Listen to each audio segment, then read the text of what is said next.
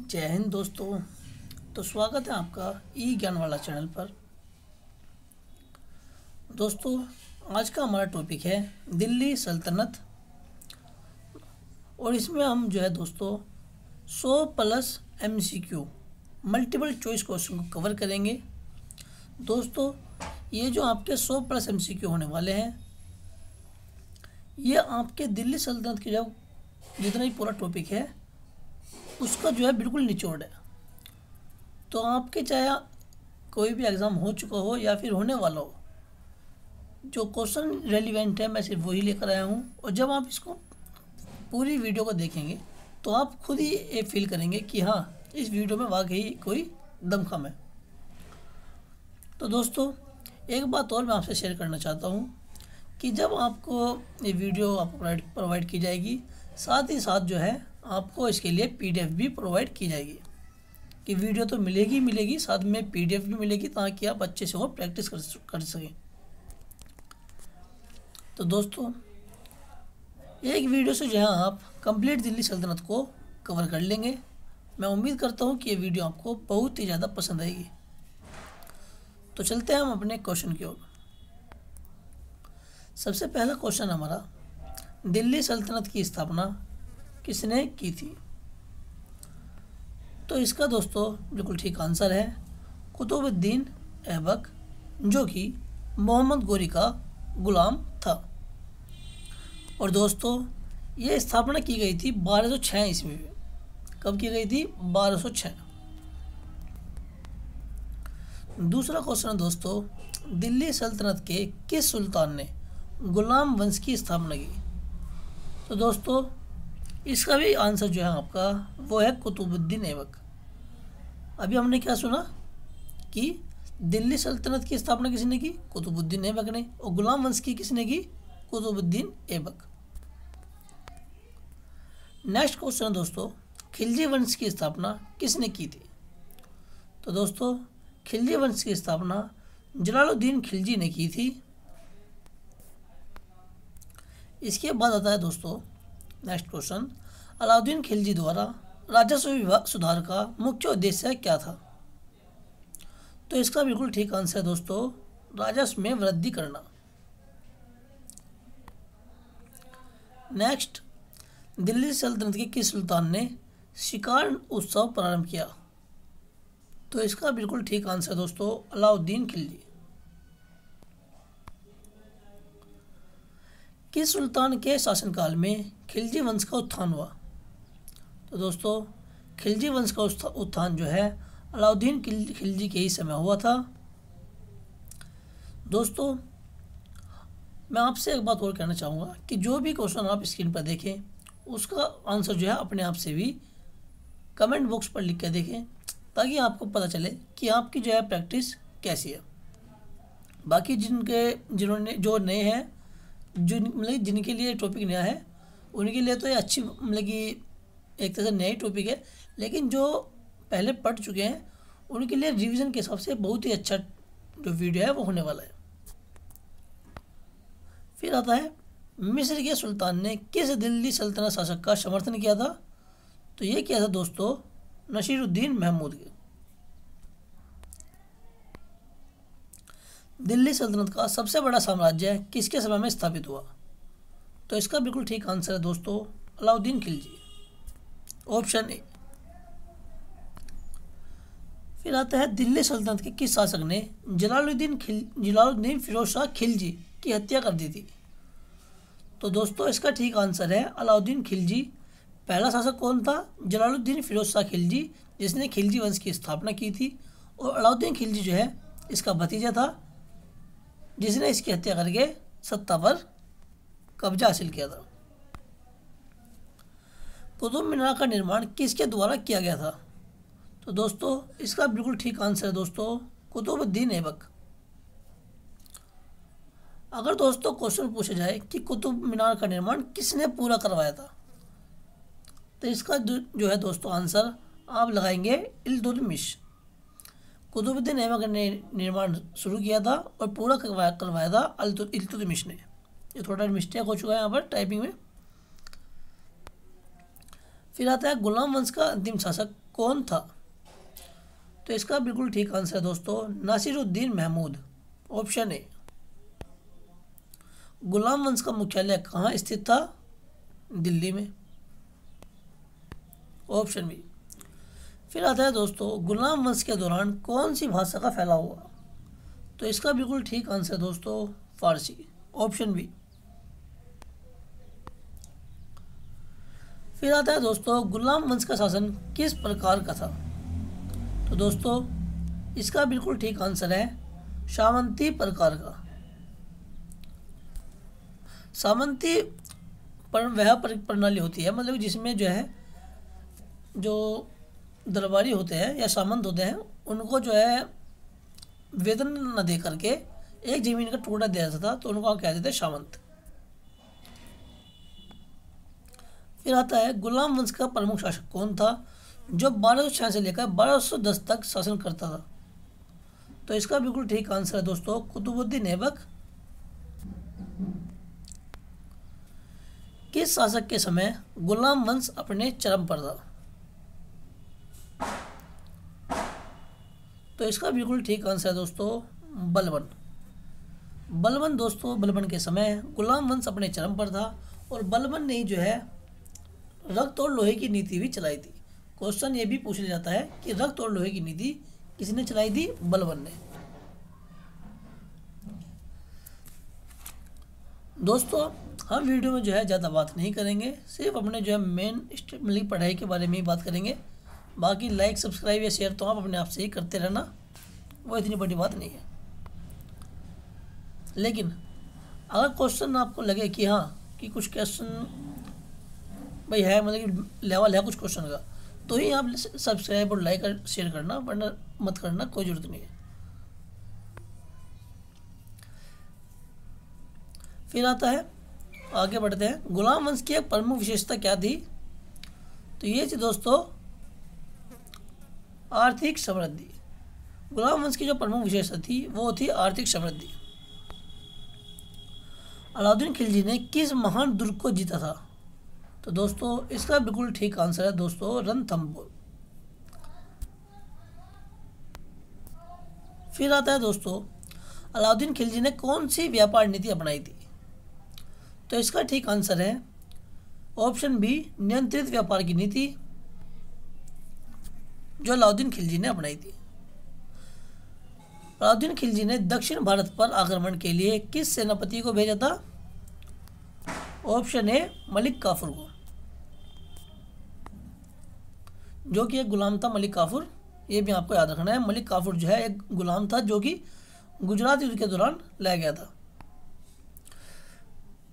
खिलजी वंश के दौरान दिल्ली सल्तनत की राजधानी कहाँ थी? तो इसका बिल्कुल ठीक आंसर है दोस्तों ऑप्शन बी दिल्ली।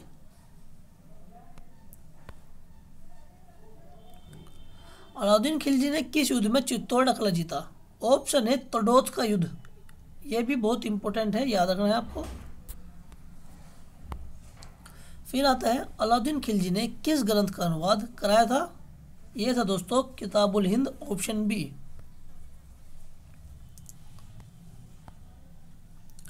फिर आता है दोस्तों खिलजी वंश के शासक के लिए द्विज शब्द का क्या अर्थ है?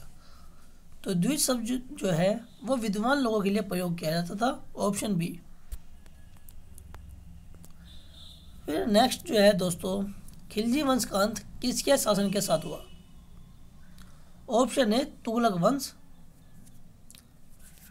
अच्छा दोस्तों तुगलक वंश का जो संस्थापक था वो कौन था? कमेंट बॉक्स में लिखकर बताइए जल्दी से। फिर हम आगे बढ़ते हैं।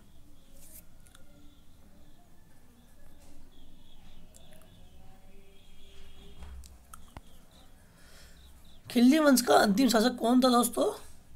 Option D Qutbuddin Mubarak Shah. फिर आता है खिलजी वंश का शासन काल कब तक रहा? ऑप्शन बी 1290 से लेकर 1320 तक।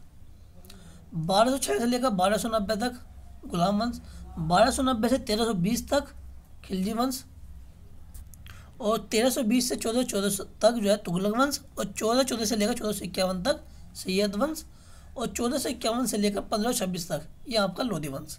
ये भी आपको याद रखना है अच्छे से। 1206 से लेकर 1290 गुलाम वंश, 1290 1320 खिलजी वंश, 1320 से लेकर 1414 तुगलक वंश, और 1414 से लेकर 1451 ये हो गया आपका लोधी सैयद वंश।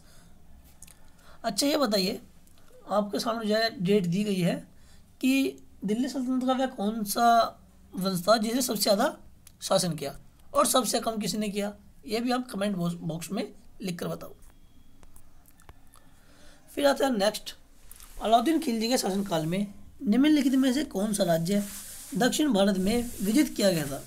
इसका ठीक आंसर है दोस्तों ऑप्शन बी देवगिरी।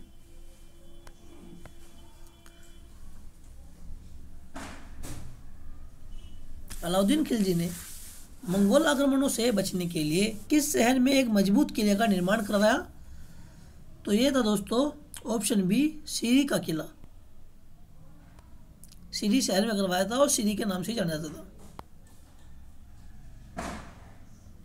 खिलजी वंश के किस शासक ने खुद को सिकंदर ए सानी यानी दूसरा सिकंदर कहा था।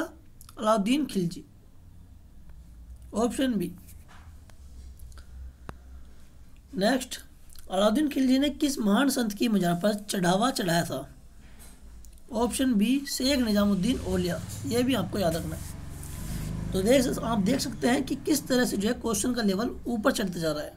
और दोस्तों ये वही क्वेश्चन है जो आपके जो है एग्ज़ाम में, चाहे एसएससी का एग्ज़ाम हो, चाहे स्टेट का एग्ज़ाम हो, या फिर कोई भी मतलब कि एंट्रेंस एग्ज़ाम हो, उसमें जो है क्वेश्चन पूछ ले जाएंगे। और ये उनमें से ही कुछ क्वेश्चन है या फिर एक्सपेक्टेड हैं जो आगे भी आएंगे, पक्का 100% श्योरिटी है इन चीज़ की। तो फिर आता है, अलाउद्दीन खिलजी ने अपनी सेना की सुदृढ़ीकरण के लिए कौन सी नीति अपनाई। नकद वेतन। तो नकद वेतन किसने दिया था। अलाउद्दीन खिलजी ने दिया था सेना की सुदृढ़ीकरण के लिए, मजबूती के लिए। अलाउद्दीन खिलजी की किस नीति को उसकी सैन्य सफलताओं का मुख्य आधार माना जाता है। तो इसका बिल्कुल ठीक आंसर है दोस्तों बाजार नियंत्रण नीति, ऑप्शन सी। दिल्ली सल्तनत के किस शासक ने सुल्तान की फौज में संगीतकारों को शामिल किया। तो इसका भी आंसर है दोस्तों अलाउद्दीन खिलजी। अलाउद्दीन खिलजी ने दोस्तों दिल्ली सल्तनत में जो है बहुत ही ज़्यादा महत्वपूर्ण काम किया है और ज़्यादातर जो है इनका ही जिक्र या इनसे रिलेटेड क्वेश्चन पूछे जाते हैं। अलाउद्दीन खिलजी के समय में बाजारों की निगरानी के लिए किस अधिकारी की नियुक्ति की गई थी। तो इसका बिल्कुल ठीक आंसर है दोस्तों सहना ए मंडी, ऑप्शन सी। खिलजी वंश के किस शासक के खिलाफ राणा हमीर देव ने विद्रोह किया और मेवाड़ को आज़ाद किया। इसका बिल्कुल ठीक आंसर है दोस्तों अलाउद्दीन खिलजी, ऑप्शन बी।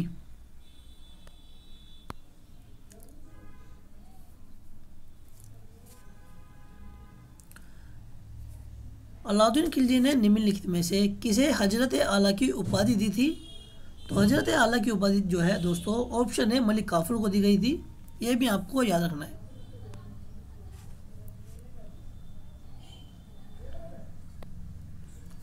अलाउद्दीन खिलजी के शासनकाल में निम्नलिखित में से किस विद्वान ने प्रसिद्ध पुस्तक तारीख ए अलाई लिखी थी। तो तारीख ए अलाई जो है दोस्तों अमीर खुसरो ने लिखी थी। यह भी आपको याद रखना है।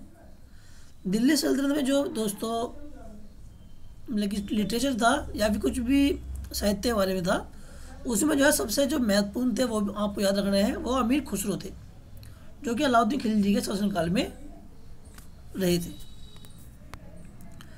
फिर आता है दोस्तों तुगलक वंश। तुगलक वंश की स्थापना किसने की थी। गियासुद्दीन तुगलक ने, ऑप्शन ए।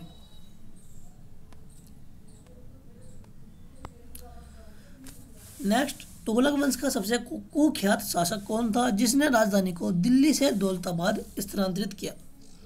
तो इसका बिल्कुल ठीक आंसर है दोस्तों मोहम्मद बिन तुगलक। अच्छा दोस्तों, तुगलक वंश का वह कौन सा शासक था जिसे पागल बादशाह भी कहा जाता था या फिर सबसे शिक्षित बादशाह भी कहा जाता था। यह आप कमेंट बॉक्स में लिखकर बताएं।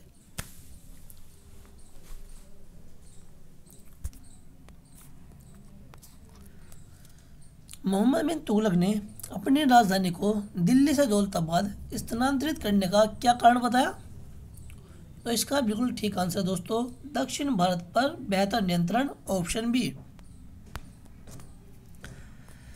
नेक्स्ट, तुगलक वंश के किस शासक के शासनकाल को निर्माण कार्यों के लिए जाना जाता है? Option C, Firoz Shah Tughlaq.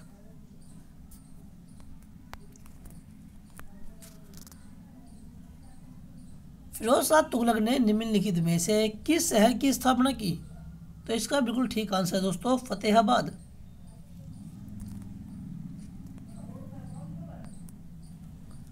Next दोस्तों, तुगलक वंश के किस शासक ने 80 साल की आयु में शासन किया?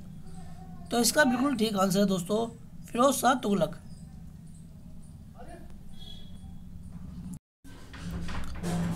Firoz Shah Tughlaq, option C. तुगलक वंश का शासनकाल कितने वर्षों तक चला? तो इसका बिल्कुल ठीक आंसर है दोस्तों ऑप्शन ए 1320 से लेकर 1414, और सबसे ज़्यादा शासनकाल जो है तुगलक वंश ने ही किया था दिल्ली सल्तनत में, ये भी आपको याद रखना है। नेक्स्ट जो है, तुगलक वंश के पतन के बाद किस वंश ने दिल्ली सल्तनत पर कब्जा किया? तो इसका ठीक आंसर है दोस्तों सैयद वंश।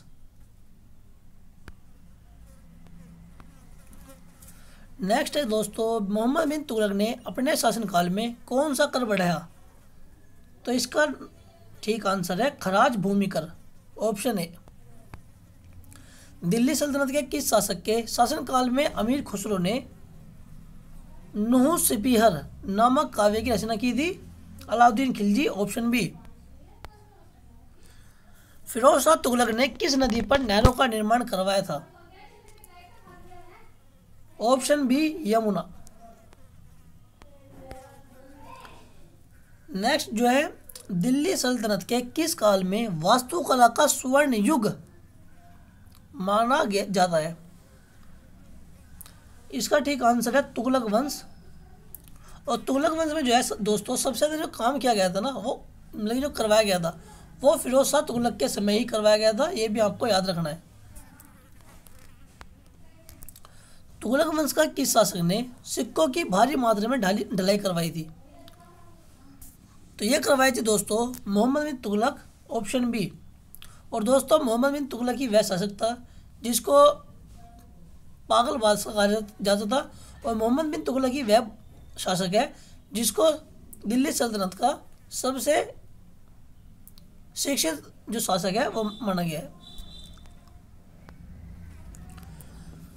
नेक्स्ट जो है, फिरोज शाह तुगलक के शासनकाल में स्थापित दारुल शफा का क्या उद्देश्य था? ऑप्शन बी, चिकित्सा सुविधाएं प्रदान करना। फिर आता है दोस्तों, तुगलक वंश का पतन किस युद्ध के बाद प्रारंभ हुआ था? तो इसका ठीक आंसर है दोस्तों तैमूर का आक्रमण। दिल्ली सल्तनत के किस शासक ने तुगलकाबाद किले का निर्माण करवाया? तो तुगलकाबाद किले का निर्माण जो है गयासुद्दीन तुगलक ने करवाया था, जो कि तुगलक वंश का संस्थापक था।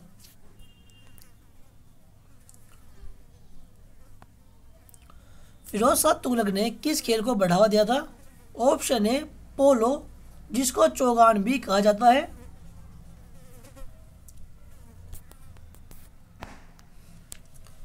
फिर आता है दोस्तों, मोहम्मद बिन तुगलक के समय में किस विद्वान ने दिल्ली दरबार की शोभा बढ़ाई थी? इसका ठीक आंसर है जियाउद्दीन बर्नी। अलाउद्दीन खिलजी के समय अमीर खुसरो, मोहम्मद बिन तुगलक के समय जियाउद्दीन बर्नी, ये भी आपको याद रखना है, कंफ्यूज नहीं होना। फिरोज शाह तुगलक ने निम्नलिखित में से कौन सी किताब लिखी थी? तो यह लिखी थी Futuhat Firoz Shahi. Futuhat Firoz Shahi, option B. Next, Firoz Shah Tughlaq ने अपने शासन में किस प्रणाली को लागू किया था? तो इसका ठीक आंसर है दोस्तों इक्ता प्रणाली।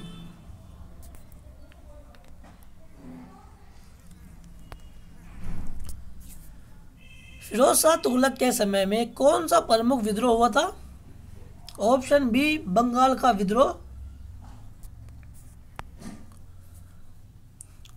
नेक्स्ट जो है दोस्तों, सैयद वंश की स्थापना किसने की थी? Option C Khizr Khan. खिजर खान ने दिल्ली की गद्दी किस वर्ष ग्रहण की? इसका ठीक आंसर है दोस्तों 1400 ईस्वी। खिजर खान किसके प्रतिनिधि के रूप में दिल्ली का सुल्तान बना था? तो यह था तैमूर, जो कि एक मंगोल शासक था। फिर आता है दोस्तों सैयद वंश का सबसे प्रमुख शासक कौन था? तो यह था दोस्तों मुबारक शाह, जिसको हम खलीफा के नाम से भी जानते हैं। यह भी आपको याद रखना है, क्वेश्चन पूछ लिया जाएगा कि वह कौन सा शासक था जिसको खलीफा के नाम से जाना जाता था। सैयद वंश का अंतिम शासक कौन था? आलम शाह, ऑप्शन डी। सैयद वंश के किस शासक ने दिल्ली की सत्ता बहलोल लोदी को सौंप दी थी? तो यह था दोस्तों आलम शाह।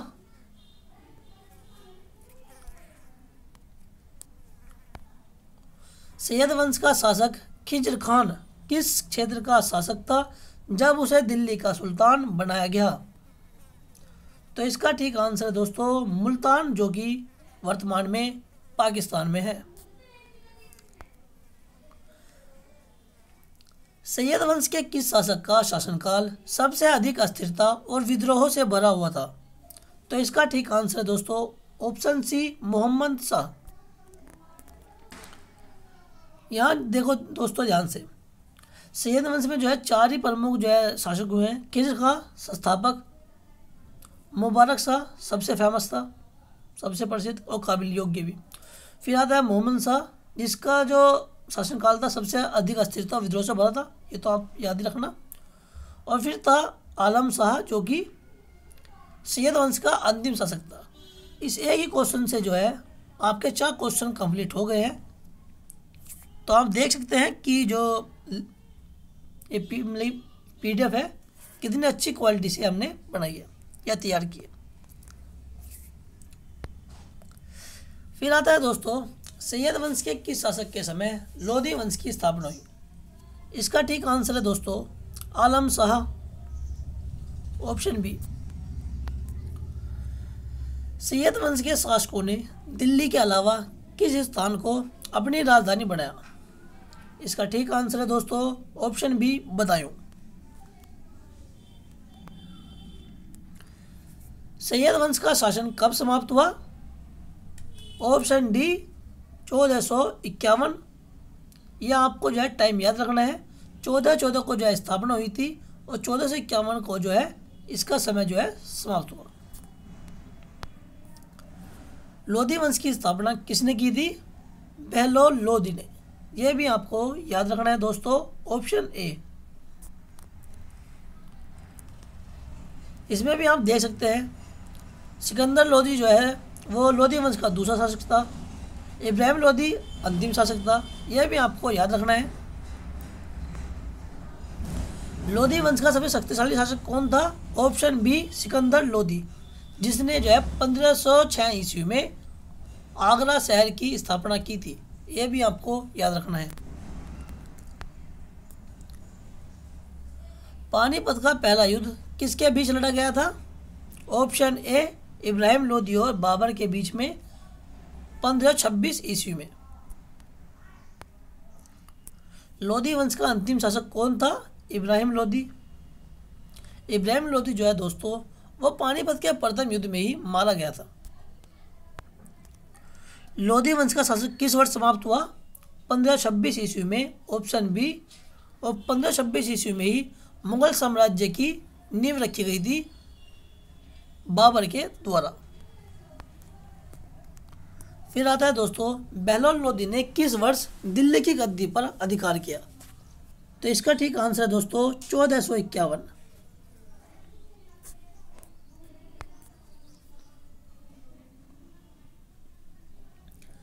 लोधी वंश के किस शासक का शासनकाल सबसे लंबा था? Sikandar Lodi, option B.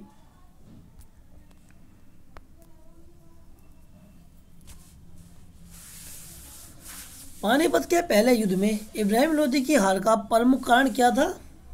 तो इसका ठीक जो आंसर है दोस्तों ऑप्शन डी है, क्योंकि बाबर की जो आधुनिक तोपें थी ये भी एक कारण थी। इब्राहिम लोदी की जो सेना थी वो असंगठित थी, और बाबर का जो रणनीतिक कौशल था ना वो ही बहुत कमाल का था।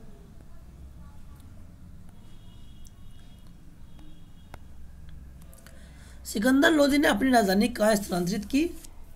इसका ठीक आंसर है दोस्तों आगरा। देखो दोस्तों, जहाँ तक राजधानी की बात है तो सबसे पहले जब 1200 ईस्वी में कुतुबुद्दीन ऐबक ने गुलाम वंश के साथ जो है दिल्ली सल्तनत की नींव रखी थी, तो राजधानी जो है वो लाहौर थी। फिर उसके बाद जब इल्तुतमिश गद्दी पर बैठा तो जो राजधानी है लाहौर से वो दिल्ली स्थानांतरित की गई, और उसके बाद जो है दिल्ली जो है मुख्य केंद्र रही राजधानी के रूप में। और उसके बाद जो है सिकंदर लोदी आए थे, उन्होंने जो है राजधानी को आगरा में स्थानांतरित की थी। यह आपको जो है 3-4 चीज़ें याद होनी चाहिए कि कब किसने जो है राजधानी को चेंज किया था। बहलोल लोदी किस जाति के थे? Option C Afghan. लोदी वंश के किस शासक ने प्रशासनिक सुधार किए और कृषि पर ध्यान दिया? तो इसका ठीक आंसर है दोस्तों सिकंदर लोदी। दोस्तों, जो कि देखा जाए अगर सुधार के मतलब कुछ चीज़ों मतलब कि इम्पोर्टेंट चीज़ों को देखी जाए तो ये कहा जा सकता है कि जो 5 डायनेस्टी हुई हैं आपकी दिल्ली सल्तनत में, उनमें हर डायनेस्टी में जो है 1-2 शासक जो है इम्पोर्टेंट थे और उनसे ही जो है क्वेश्चन पूछ लिया जाता है। जैसे कि गुलाम वंश में कुतुबुद्दीन ऐबक और इल्तुतमिश बलबन, ये 3, और एक रजिया सुल्तान भी थी। तो 3-4 जो है ये इम्पोर्टेंट थे कुतुब उसमें गुलाम वंश में। तो फिर खिलजी वंश में जो है सबसे ज़्यादा क्वेश्चन जो बनते हैं वो आपके जो है अलाउद्दीन खिलजी से ही बनेंगे। फिर तीसरा आता है तुगलक वंश। तुगलक वंश में जो देखा जाए अगर एक तो मोहम्मद बिन तुगलक और दूसरा था फिरोज शाह तुगलक, इन 2 से ही क्वेश्चन बनेंगे। और उसके बाद जो सैयद वंश में था, सैयद वंश में जो है आपका खिजर खान के ही रूप में आप देख सकते हैं, इतना उससे क्वेश्चन नहीं बनता है। फिर आता है जो है आपका लोधी वंश, और लोधी वंश में जो इम्पोर्टेंट था वो आपको याद रखना है कि सिकंदर लोधी इसमें जो है इम्पोर्टेंट है, और इब्राहिम लोधी को आप इसलिए याद रखें क्योंकि इसके साथ इसके मरने के साथ ही जो है लोधी वंश जो है मतलब कि दिल्ली सल्तनत समाप्त हो गई थी।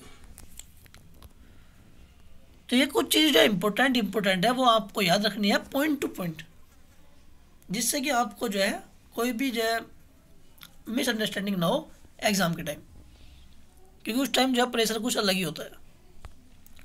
फिर आते हैं लोधी वंश के किस शासक ने सेना में पठानों और अफगानों को प्राथमिकता दी थी? इसका ठीक आंसर है दोस्तों ऑप्शन ए बहलोल लोदी।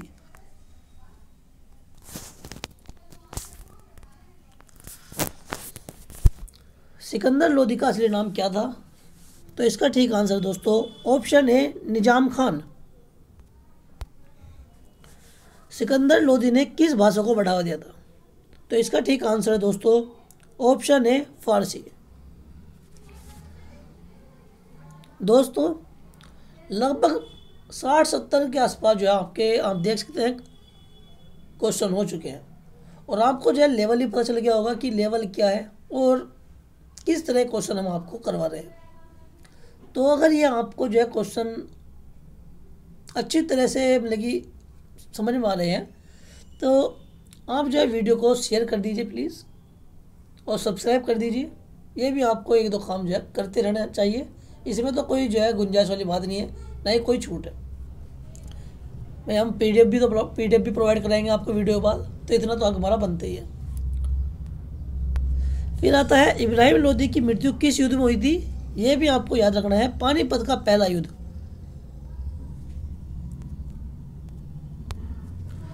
सिकंदर लोदी के शासनकाल में किस प्रसिद्ध विद्वान ने न्यायिक और प्रशासनिक कार्यों में योगदान दिया था? तो इसका ठीक आंसर है दोस्तों ऑप्शन बी शेख फरीद। लोधी वंश का अंत किसके कारण हुआ? ऑप्शन बी बाबर के आक्रमण। हालांकि अगर आप देखें ध्यान से देखें तो जो बाबर और इब्राहिम लोदी के बीच जो कनेक्शन है उससे ही 5-7 टाइप से जो है क्वेश्चन पूछ ले जाएंगे, लेकिन आपको सिर्फ एक ही चीज़ याद रखनी है, इब्राहिम लोदी और जब बाबर का युद्ध हुआ तो दिल्ली सल्तनत या लोधी वंश कह लीजिए वो समाप्त हो गया, और बाबर ने जो है मुगल एम्पायर की नींव रखी। ये दो ही चीज़ आप याद रखें बस, चाहे इससे जो है कितने ही तरह से क्वेश्चन पूछ लें, आप हर तरह से आप उसका जवाब दे देंगे। फिर आता है लोधी वंश के किस शासक को दिल्ली का अंतिम सुल्तान कहा जाता है। देखो जैसे कि मैंने नहीं बताया, दिल्ली सल्तनत समाप्त, अंतिम शासक कौन, इब्राहिम लोधी, ऑप्शन सी। इस तरह से जो है कई बार क्वेश्चन पूछे जा चुके हैं और इसमें ही बच्चे जो है कंफ्यूज हो जाते हैं। फिर आता है सिकंदर लोधी ने अपने शासनकाल में किस क्षेत्र पर विजय प्राप्त की। तो इसका ठीक आंसर है दोस्तों जौनपुर, ऑप्शन डी। लोधी वंश का शासन मुख्य रूप से किस क्षेत्र में केंद्रित था। तो यह था दोस्तों उत्तर भारत।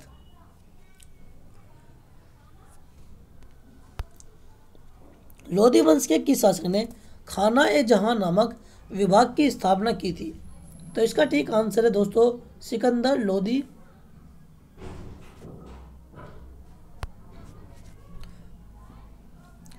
प्रसिद्ध कवि और विद्वान अमीर खुसरो किस सल्तनत के दरबार से जुड़े थे। तो यह था दोस्तों खिलजी वंश। दिल्ली सल्तनत के समय की प्रमुख कीर्ति तारीख ए फिरोजशाही के लेखक कौन थे। ये थे जियाउद्दीन बर्नी। और जियाउद्दीन बर्नी किस शासक के समय में थे, ये थे फिरोज शाह तुगलक के समय। दिल्ली सल्तनत के किस शासक के दरबार में अमीर खुसरो ने महत्वपूर्ण योगदान दिया था। अलाउद्दीन खिलजी। दिल्ली सल्तनत के काल में इतिहासकार जियाउद्दीन बर्नी ने किस शासक के शासनकाल का सबसे अधिक वर्णन किया है। फिरोज शाह तुगलक, जैसे कि हमने ही बताया। अमीर खुसरो को तूतीय हिंद किस कारण से कहा जाता है। तूतीय हिंद या फिर भारत का तोता, यह कहा जाता है उनकी कविताओं के कारण, ऑप्शन बी। किरान उस सादैन यानी दो भाग्यशाली सितारों का मिलन नामक रचना किसने लिखी थी। अमीर खुसरो ने, ऑप्शन बी। अमीर खुसरो ने किस भारतीय शास्त्रीय संगीत शैली की नींव रखी। तो इसका ठीक आंसर है दोस्तों ऑप्शन बी ख्याल।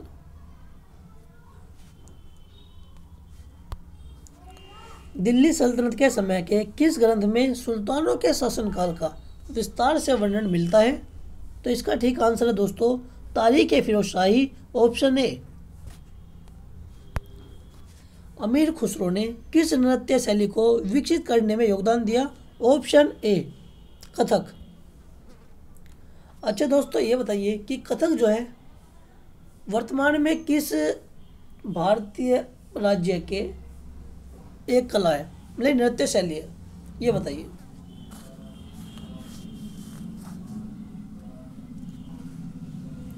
चलो मैं ही बता देता हूँ। कुचिपुड़ी तो हो गया आंध्र प्रदेश, भरतनाट्यम तमिलनाडु, ओडिसी उड़ीसा में, कथक जो है वो आपका हो गया उत्तर प्रदेश का। फिर आता है दिल्ली सल्तनत के समय के साहित्यकार हसन निजामी ने किस ग्रंथ की रचना की थी। इसका ठीक आंसर है ताज उल माशिर, ऑप्शन ए। असिका नामक महाकाव्य की रचना किसने की थी। अमीर खुसरो ने, ऑप्शन ए। दिल्ली सल्तनत के किस शासक ने संस्कृत और फारसी साहित्य को बढ़ावा दिया। तो इसका ठीक आंसर है दोस्तों फिरोज शाह तुगलक। यहाँ मैं आपको एक चीज़ बता देता हूँ कि अगर पूछ जाए संस्कृत और फारसी साहित्य को बढ़ावा दिया तो फिरोज शाह तुगलक रहेगा इसका। लेकिन अगर इसमें जो है संस्कृत की जगह अरबी और फारसी साहित्य को बढ़ावा दिया पूछ लिया जाए तो इसका ठीक आंसर हो जाएगा मोहम्मद बिन तुगलक। क्या बताया मैंने, संस्कृत और फारसी से साहित्य को बढ़ावा दिया फिरोज शाह तुगलक ने, और अरबी और फारसी साहित्य को बढ़ावा दिया मोहम्मद बिन तुगलक ने। ये याद रखना है आपको, इस छोटी चीज़ के चक्कर में एक क्वेश्चन गलत रहेगा आपको। फिर आता है अमीर खुसरो के कितने ग्रंथ हैं जो आज भी पढ़े जाते हैं। तो इसका ठीक आंसर है ऑप्शन सी। 20 जो ग्रंथ हैं वे आज भी जो है पढ़े जाते हैं अमीर खुसरो के। दिल्ली सल्तनत के किस काल में साहित्य का स्वर्ण युग माना जाता है? तो ये था 14वीं सदी, 14th सेंचुरी। दिल्ली सल्तनत के दौरान किस प्रकार की वास्तुकला का विकास हुआ? इस्लामी और भारतीय का मिश्रण, या फिर इंडो इस्लामिक भी बोल सकते हैं इसको, आपको कंफ्यूज नहीं होना है। या तो दे दिया जाएगा इस्लामी और भारतीय का मिश्रण, या दे दिया जाएगा इंडो इस्लामी। कुतुब मीनार की ऊंचाई लगभग कितनी है? तो इसका ठीक आंसर है दोस्तों option C 73 metre, 73 metre. Qutub Minar का निर्माण किस वर्ष शुरू हुआ था? 1193 ईस्वी में। किसने शुरू करवाया था? कुतुबुद्दीन ऐबक ने। किसने पूरा करवाया था? इल्तुतमिश ने। दिल्ली सल्तनत की वास्तुकला में किस प्रकार की मेहराबें प्रमुख होती थी? तो इसका ठीक आंसर दोस्तों गोल मेहराब, ऑप्शन बी। मेहराब कह सकते हैं, मतलब जो गुंबद टाइप होता है ना, उसको मेहराब बोलते हैं। दिल्ली सल्तनत की वास्तुकला में किस प्रकार के बागों का निर्माण किया गया था? ऑप्शन ए चार बाग।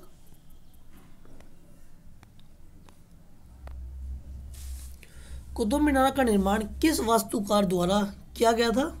Option A Ismail.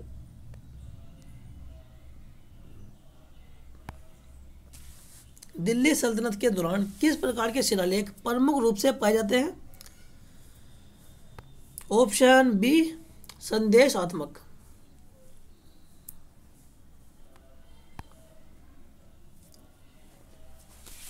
तो दोस्तों इसी के साथ जो है हमारी ये वीडियो आज की समाप्त होती है, और हमने जो है लगभग 110 प्लस जो है क्वेश्चन कंप्लीट कर लिए हैं।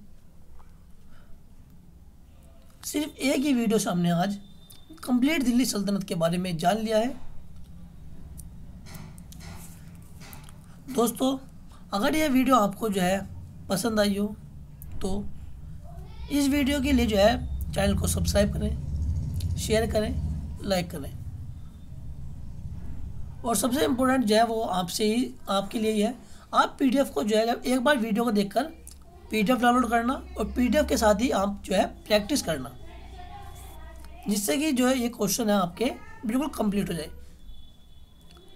इसके अलावा मैं नहीं मानता कि जो क्वेश्चन है और बन सकते हैं, क्योंकि मैंने जो क्वेश्चन है वो इस तरह डिज़ाइन किया है कि इम्पोर्टेंट तरह के क्वेश्चन। तो आज के लिए आपसे विदा चाहता हूँ, मिलते हैं नेक्स्ट वीडियो में। जय हिंद।